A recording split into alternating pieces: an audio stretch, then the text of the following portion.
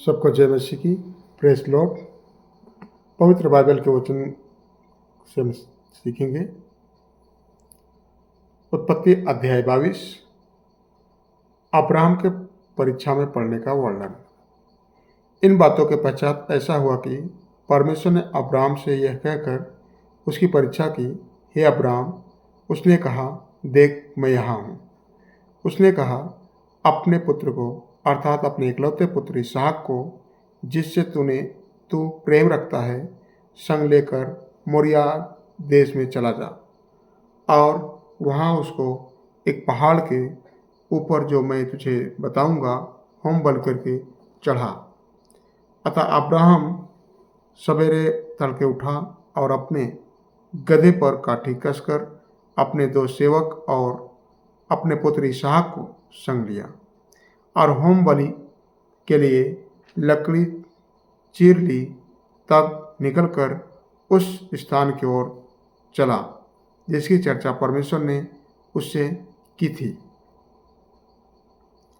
तीसरे दिन अब्राहम ने आंखें उठाकर उस स्थान को दूर से देखा और उसने अपने सेवकों से कहा, गधे के पास यहीं ठहरे रहो, यह लड़का और मैं वहाँ तक जाकर और दंडवत करके फिर तुम्हारे पास लौट आएंगे। तब अब्राहम ने होमबल की लकड़ी ले अपने पुत्र इसहाक पर ला दी और आग और छुरी को अपने हाथ में लिया और वे दोनों एक साथ चल पड़े। इसहाक ने अपने पिता अब्राहम से कहा, हे मेरे पिता। उसने कहा, हे मेरे पुत्र, क्या बात है? उसने कहा, देख, आग और लकड़ी तो है, पर होम बलि के लिए भेड़ कहाँ है? अब्राहम ने कहा, हे मेरे पुत्र, परमेश्वर होम बलि की भेड़ का उपाय आप ही करेगा। और वे दोनों संग संग आगे चलते गए।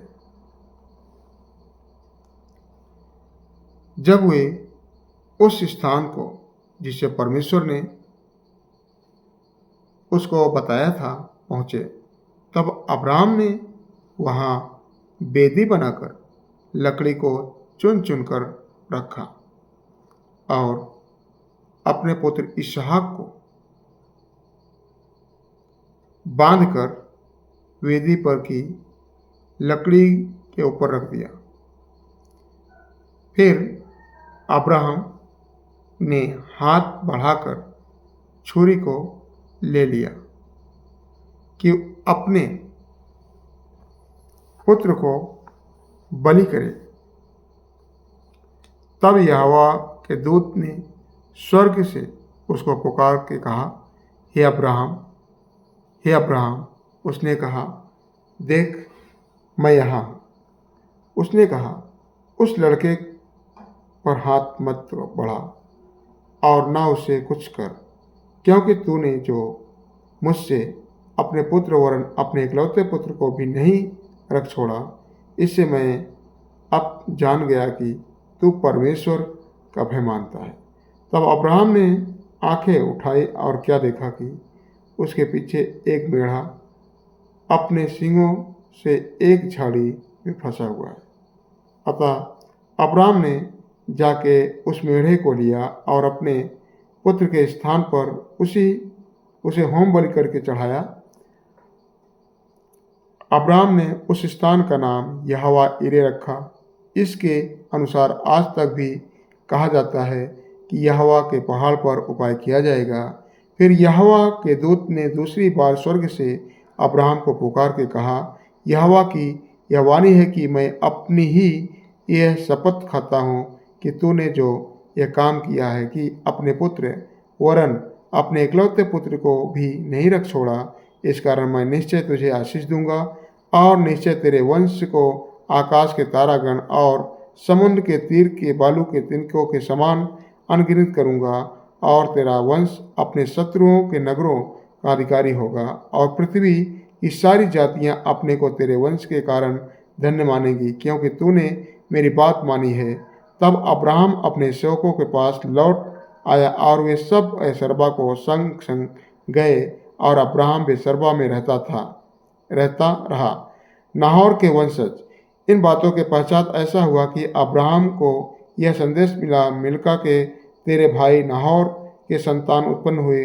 मिल्का के पुत्र को तो ये हुए, अर्थात उसका जेठा उस, और उसका भाई बूज, और कामुएल जो आराम का पिता हुआ।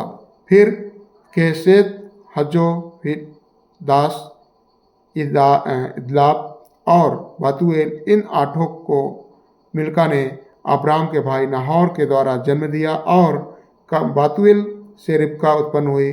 फिर नाहोर के क्रूमा नामक एक रखेल भी थी, जिससे तेबा, गहम, तहस और माका उत्पन्न हुए। आमीन। परमेश्वर आप सबको आशीष दे। सबको जय मसीह।